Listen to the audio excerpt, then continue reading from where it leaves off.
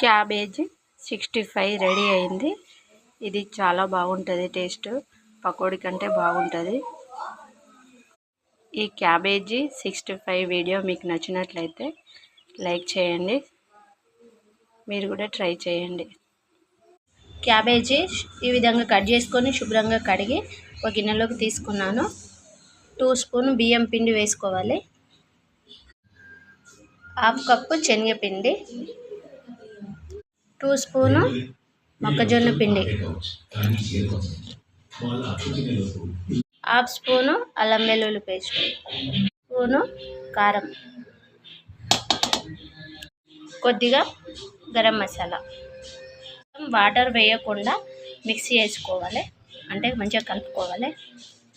ఈ విధంగా కలుపుకున్న తర్వాత కొద్దిగా సాల్ట్, సరిపడా సాల్ట్, ఇందులో కొద్దిగా ఫుడ్ కలర్ కూడా వేసుకోవాలి.